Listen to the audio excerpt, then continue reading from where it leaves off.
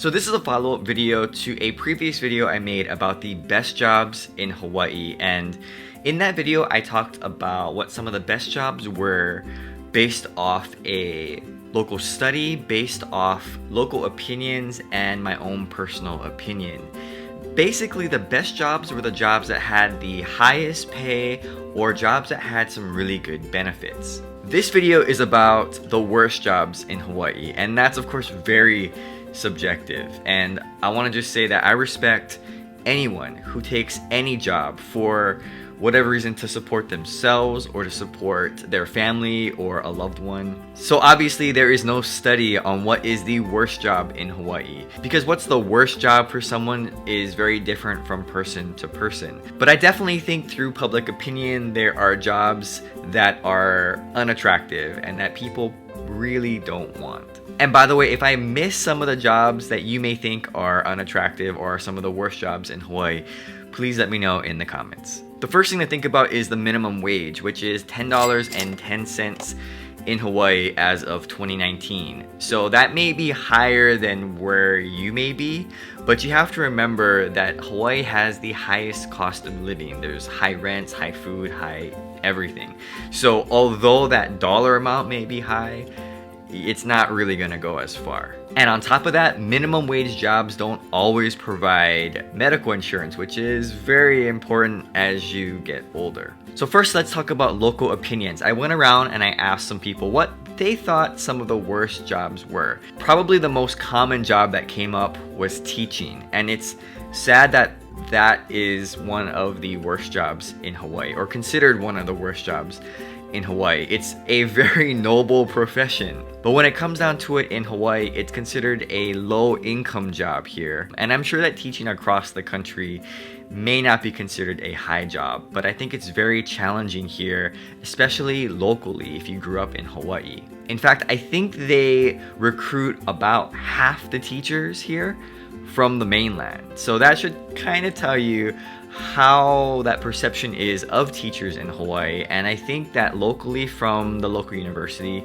they're seeing a lower number of education graduates who want to become teachers here, which is too bad. The second job is IT or technology.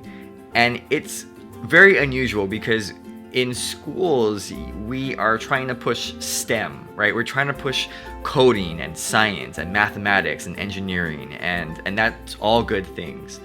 But I think on the opposite end of that, there's just not that many jobs. So I think that we respect and we like, these tech jobs, but people mention that when you look around, there's not really a lot of technology stuff going on, or if there is, you could take that degree or that experience and go to the mainland and make so much more money, or you can even work remote. So again, it comes down to salaries, it comes down to money, and Hawaii for IT, it just can't really match what you can get elsewhere. Another interesting job that was mentioned was finance, and I don't really know much about finance, banking, but people mentioned that in finance, if you were to find a job here, there's only so many banks that would hire you, and a lot of them are local banks.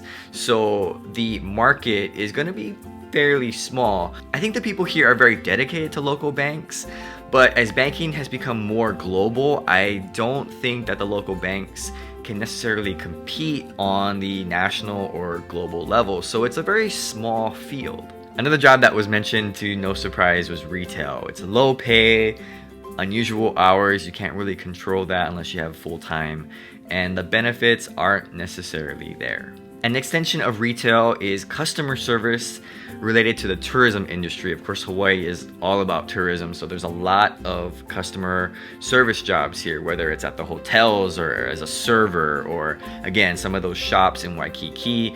You're gonna have to deal with a lot of tourists, a lot of foreigners, and that's not always the easiest thing to do.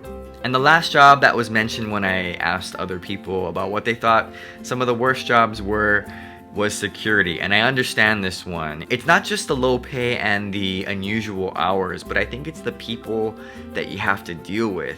You have to deal with crazy people who maybe are on drugs. You have to deal with people who are homeless, or you have to deal with criminals. And it's hard, it's challenging, and you don't really have power to do much. I mean, you can call the police, but you can't really arrest them. So I think that's a very tough position to be in when you have to deal with certain types of people who you would like to probably control, but you don't really have that power. Okay, so now here is my opinion on what I think the worst jobs are in Hawaii. And again, this is not something based on the merit of their work or on that person or people who have those types of jobs. This is just my opinion for what some of the worst jobs might be in Hawaii. The first job on my list, already mentioned, is teachers. And I want to share a little bit more about that because I wanted to become a teacher when I was younger. When I was in college, I picked my major and I picked my college on the mainland because I wanted to be a teacher, but then the realization sort of kicked in and then I kind of just backed away a little bit from that. Okay, so I rewatched this next part of the video and I thought maybe it's a little bit too critical. And I want to just sort of explain that the spirit and the heart behind this sort of education rant is not really one to discourage others or one of hatred or any type of negative feeling. It's more like I'm very passionate about education and I wish that there was a way that I could be a part of that solution to make education, especially public education, a lot better here in Hawaii. So that's the heart behind it. It's not meant to discourage people. It's not meant to harshly criticize anyone. It's just meant to, I guess, point out some of the things that I feel about education in Hawaii, and I wish it was so much better, and I wish there was a way that I could be a part of that. That's it. There are so many challenges. The pay, it's manageable. It's not great, but a lot of teachers have second jobs, maybe third jobs. They teach during the summer. They just have extra work because it's really tough to make it here as a teacher. And I wish that teachers made more money. I try to imagine what our school system would be like if instead of the $42,000 a year that some of them make, if we doubled their pay, how many more people would want to become a teacher? Maybe teachers could be more sustainable. Maybe they would want to stay and become a teacher. Maybe younger people would want to be teachers when they say that in high school, oh, what do you want to major in when you go to college? Oh, I want to be a teacher. And people wouldn't kind of freeze on them and be like, oh, that's too bad. I'm sure you'll be okay. Like, we would be proud of them, right? We would be proud of them because that would be exciting. If you look at the jobs that we're proud of, our young people, doctors and engineers and lawyers, I guess, or nurses, right? Those are higher paying jobs. Like, we encourage that, right? You know, science or math, like, because part of it is the money. But with education, there's not really money attached to it. It's more about just it being a great profession to help young people. Another thing that kind of deterred me from teaching was the student testing and the emphasis on student testing. That's something that is just hard to get around. You know, you have to prepare the students for certain tests throughout their career. So if it's elementary school, they have certain benchmark tests. If it's secondary education, there's also tests that they have to take, and you have to prepare them because that's a reflection on you as the teacher. So instead of teaching things that are maybe useful or that you are passionate about teaching within that subject, you have to go and teach things that are on the test and that will help them succeed on the test, and that can be frustrating. Another thing that I don't know if they prepare these ed majors for is dealing with parents. And that's one of the things that I experienced through a friend who was a teacher. She was dealing with parents all the time, whether it's how come my kid's not doing great to how come you're not challenging my kid, or why is my kid saying they don't have any homework, or you know, it's all these things that as a teacher maybe you're not trained about. Maybe you're just taught to create lesson plans and classroom management and, you know, teaching style or pedagogy. But I think a lot of the reality is, at least here, what I've seen is you gotta deal with parents, and that's hard. That's very challenging, and it's something where if I have to deal with both the child in school and then the parent out of school for all of my students, it becomes very overwhelming. And then of course there's a high turnover rate of teachers. It's like 50% won't make it to their 5th year. 50%. won't make it to their 5th year of teaching here. And so we're constantly having to get more and more teachers to replace the ones who are either quitting, or they're moving to the mainland, or they're gonna be retiring soon. It's very challenging when the culture of the department, the culture of the school keeps changing so much, and the teachers now become so transient and it's not reliable. It's hard to be a part of, I think, a system like that where you want to dedicate yourself to that, but when you see all your peers, or half of your peers are gone in 5 years, you kind of wonder to yourself, what am I still doing here, right? And it's hard. I don't know what they can do to fix that, but it's something that I wish wasn't a statistic here. I wish that half the teachers didn't leave in 5 years. And it's discouraging because they're bringing in all these new teachers, half of which are from the mainland, and some of them leave, half of them leave, probably most of them leave. And the ones who are locally born and raised who want to become teachers, they're quitting too. But all of this, I think, adds up to what's very disappointing, and that's the quality of the education. And that, again, I went to public school, so I'm a product of public school, public education here in Hawaii. I know a lot of people who are. I don't work with a lot of people who are. They went to private school, but that leads me to the point of the quality of education. Hawaii has one of the highest, if not the highest, rates of private school enrollment in the country. And you kind of have to wonder, why is that? Why do so many parents pay $20,000 a year? $20,000 a year to send their child to a private school. You know, you got to keep in mind that the University of Hawaii is about $11,000 a year. So they're paying double college tuition to send their child to a private school. They're working hard as parents, and they care so much.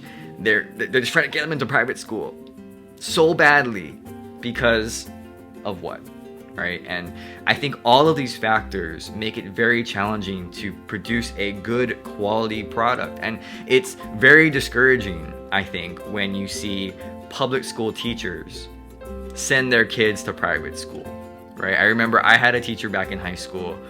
You know, she was a great teacher, but she sent her kid to private school. And I was thinking, as a student, I'm thinking, wait a minute, so this education is good enough for me, apparently, but not good enough for your kid? I don't understand.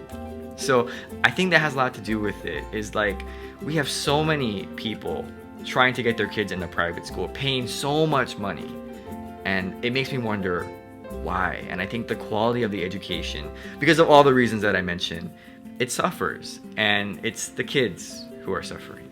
So all of that to say, teachers, personally, I think it's one of the toughest jobs, and I commend anyone who's a teacher, but I think it's really tough here. All right, that was long. But the second job I would say is one of the worst jobs is a retail job. As I mentioned before, retail has low pay, which is tough. You're probably gonna be making minimum wage, $10 an hour. You're not gonna have a reliable schedule unless you have a great boss who can schedule you consistently. So you never really know what's gonna happen in terms of a week-to-week type of schedule. But what I think makes this job even more difficult, especially if you're in the tourism industry, is you're gonna have to deal with entitled, not all of them, but some are entitled tourists, or you're gonna have to deal with foreign language speaking visitors or tourists, which the communication is just hard to do. Or worse, you're gonna get both into one person. And I think that's very difficult when you have to deal with someone who feels like they're entitled and yet you can't understand, but they just treat you sort of poorly. And the last job is not really a particular job. It's multiple part-time jobs, which I understand is the reality for a lot of people in Hawaii, because you can't make it on one minimum wage job. It's $25,000, $26,000 a year. You just can't do it. So you're gonna have to have multiple jobs, probably, if you're working a minimum wage type of job. And because of that, you have low pay, you have a schedule that's very unreliable, which creates a lot of stress and uncertainty because you don't know when you're working, where you're working if you have multiple locations.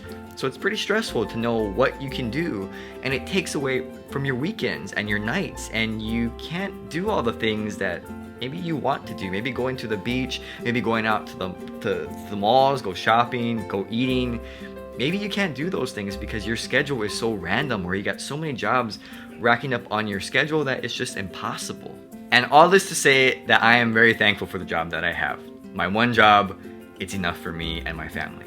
And lastly, to sort of wrap things up here, I want to talk about a report or a study that just came out about the unemployment rate in Hawaii. And it's at 2.8%, which they say is pretty good because it's sort of flatlined. But it's not so much about the unemployment rate. It's about what's beneath that number. And I think it's really interesting what the state economist said. He said that based on that number and just the number of people who are employed in the state, the economy is not getting any better, but it's also not getting any worse, which I don't know if that's a great thing considering we see record visitors here in Hawaii. But besides that, he brought up a point about the number of people who are employed in the state, which has been dropping 6 months consecutively to now. And that's a little alarming to me, is the number of people who are working has actually gone down for 6 months in a row. And he said there are only two reasons for that could possibly cause that. The first is that people are giving up looking for work, or people are leaving the state. So people are either giving up working or they're leaving, which is sort of a form of giving up. But I think that's an important thing to point out, and I think it's something that amongst all the chaos of what's going on in Hawaii in current events, that is significant to me. The fact that we have a drop in workforce and the reasons for that, because people are giving up or people are leaving. The report also noted where the jobs are being lost. In the professional and business services, they saw the largest gains. And in the largest losses, they saw education and healthcare. So just some things to know. So that's it. That's all I have about the worst jobs here. And again, let me know if I missed anything in the comments below. Thanks for watching, and aloha.